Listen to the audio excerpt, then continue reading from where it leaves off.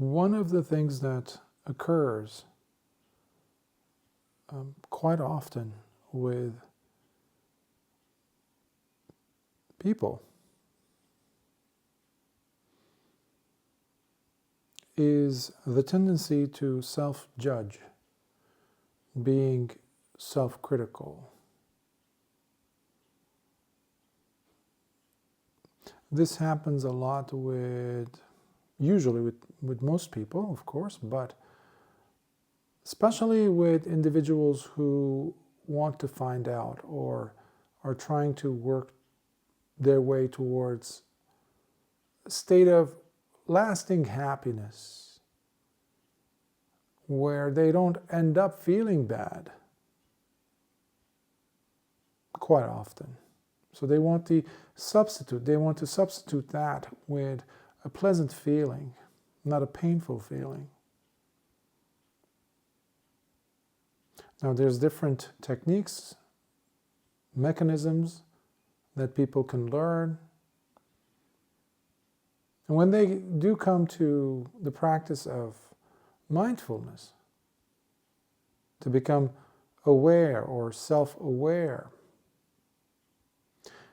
I've noticed there is this error, this mistaken approach or misunderstanding, wrong view, in fact, as it relates to them feeling or thinking that they are practicing mindfulness.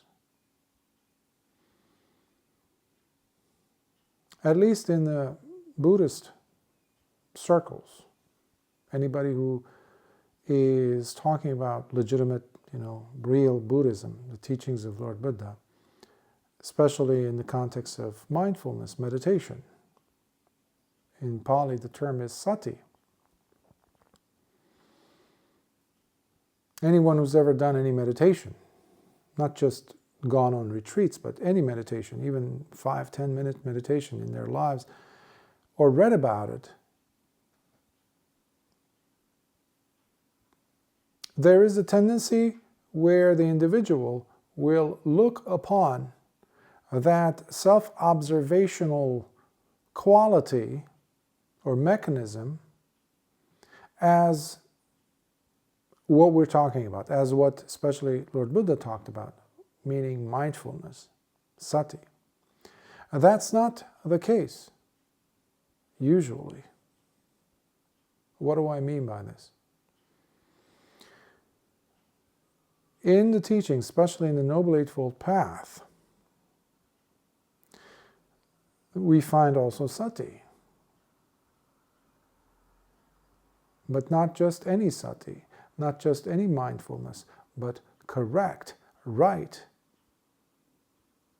accurate, appropriate, true mindfulness. As opposed to the type of mindfulness that brings about more of the same.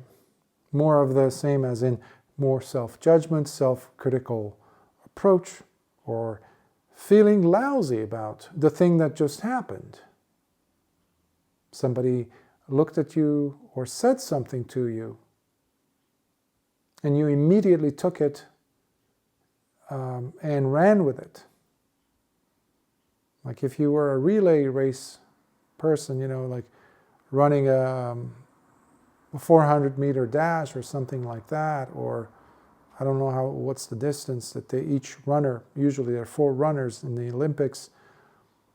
If you're one of them, you grab hold of the baton and you start beating yourself up with it instead of passing it on to the next runner. Now, many a time, people look upon that quality of pausing and saying, well, I'm being mature here and I am looking at my behavior. I am looking at the way that I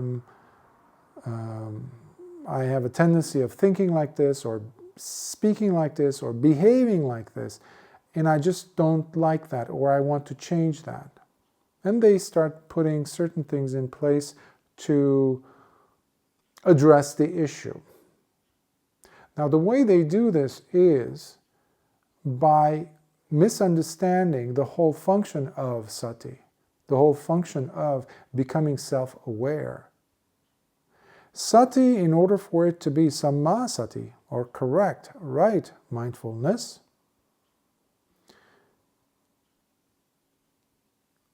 cannot produce more of that suffering. Sati is not there to produce more shame, more suffering, more pain. When I say shame, I'm talking about toxic shame, by the way. When I say suffering, I'm talking about further emotional, psychological suffering, pain. That's not the objective of this path. Anything that the Buddha taught is all about seeing, identifying there's suffering, and then doing something about it. Not to fan the flame so you end up with more suffering. No.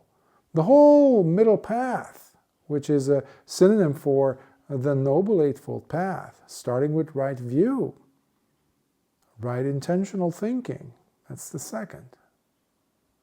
Right speech, right action, right livelihood, right effort, right mindfulness, and right samadhi, or collectedness of mind, or concentration. They all flow into each other. Each of these, starting with right view, sammaditthi, what you are putting into place is the avoidance of further suffering. Why? Because there's wisdom here. Because you're identified the old ways that you used to do things, used to behave, and you're doing something about it to change the direction of your life. To move from suffering to absence of suffering, or at least a reduction of it. So please don't make the mistake of thinking that sati, they're all the same. No, not all sati is the same. Becoming fixated on your error, on the mistake, even Lord Buddha talks about this in the numerical discourses. He says, it's foolish for a person to go ahead and keep beating themselves up over something that's minor. He's talking about bhikkhus there in that sutta. And similarly, for someone who does commit something, some wrong behavior, some act, and then belittles it, that's also bad. So now, do you see these are extremes? Middle path is bringing the attention to how you can manage with proper awareness. That's another way of putting a qualitative term for samma sati. Proper mindfulness, proper awareness of what's happening to the mind as you're moving from one state to the next. Because you're always changing. Your thoughts are changing. You don't have control. You are not your thoughts. You forget to consider that, don't you? You always believe that you are your mind. You are your feelings. You are your emotions. You are your body. You are at least your thoughts and your states of mind that keep changing, by the way. Well, here's a news flash. None of them are you. Not your thoughts, not your emotions, not your feelings, definitely not your mind, not your memories, and definitely not your body. So in a sense, you're just a guest. It's like going to a new town or visiting a country, and then you're ending up at a hotel and or an Airbnb, I guess nowadays, and you go in and you use the soap, you use whatever the towels, this, that, and then Hopefully you clean it up and you leave it in a presentable, state, and then you leave everything behind. And that's another way of looking at life. Life is an Airbnb. Maybe.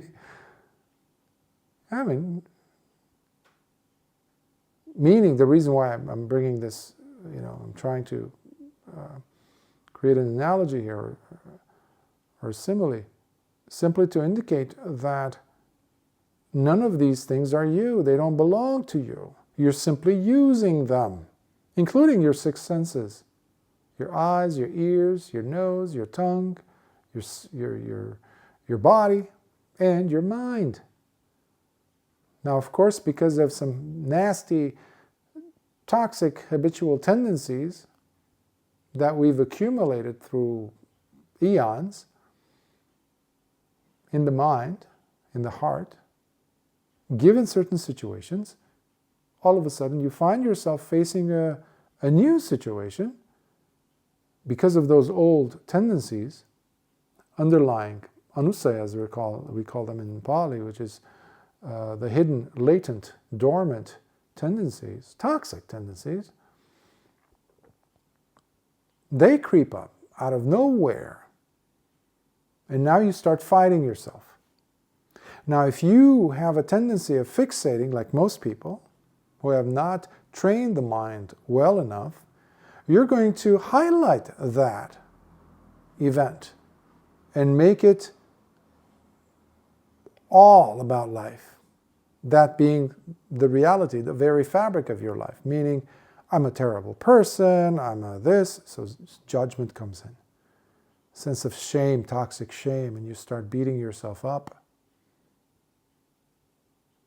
And then you bring in the lingo, the things that you're learning about self-observation, and I'm just aware that this is happening. I'm actually looking at myself, chastising myself.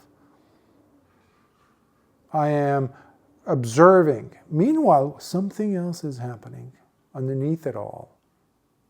Your pain, your suffering is being perpetuated, is being, extended. You're fanning the flames of sorrow, of your dukkha. So that's a no-no. That's a clear indicator that you are not practicing the teachings of Lord Buddha. Why? Because, you're basically seeing pain. Hopefully you are, by the way, by then. But you're adding more fuel to it. The Buddha taught two things. We usually highlight this. The Buddha taught that there is suffering in life, and we have to understand it. We have to clearly understand it and grasp as to where it's coming from. And the second thing that he taught was the way to get free from that suffering. These are the two things, basically. So anything that reduces that suffering, not suppresses it, not makes it kind of wishfully hoping for it to go away and saying some mantras or saying something, or changing your focus into something else and saying, no, that doesn't exist, ignoring basically. That is not the path of the Buddha. That's something else entirely. Because such ways of avoidance will definitely not bring in wisdom into the heart. And how can you bring wisdom into the heart? By the presence of correct, proper sati. That's why there's a difference between sati, that everybody talks about these days, mindfulness this, mindfulness that. No. Mindfulness is beautiful because it has the dignity, the integrity, the purity of sila, of virtue with it. You cannot cut them off or cut them apart. You cannot sever them.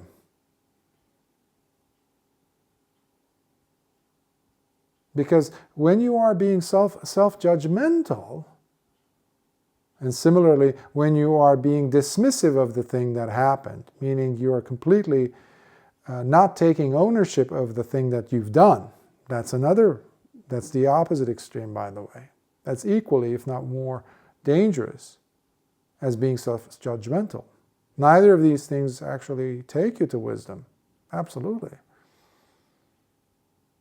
But when you're looking at it properly, with proper sati, healthy sati, Dhammic sati, sila-infused sati, you are making room for wisdom. Because that's the opposite side of sati, if you think. If sati is one side of the coin, the other side is wisdom.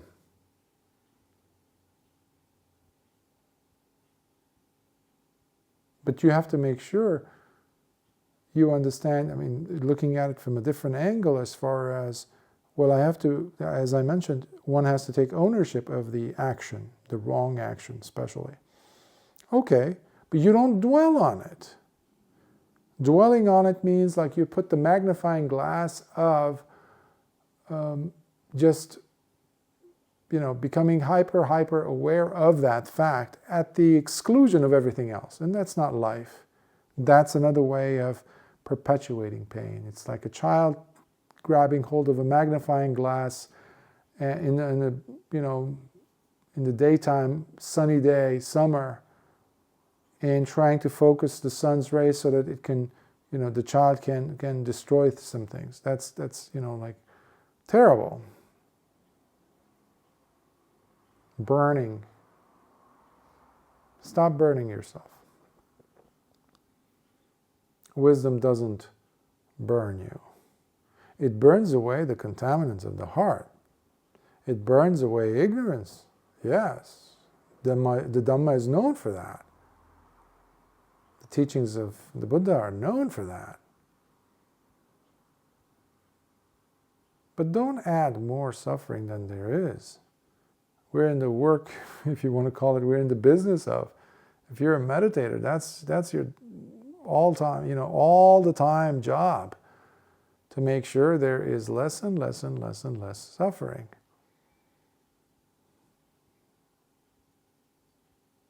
Emotional, psychological suffering, until there's none. The only suffering left is unfortunately the physical.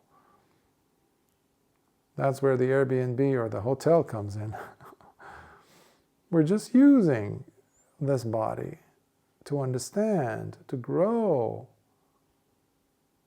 to benefit from this wonderful teaching that helps us in any area of our lives.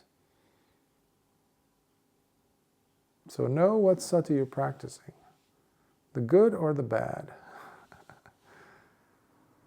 It's cute.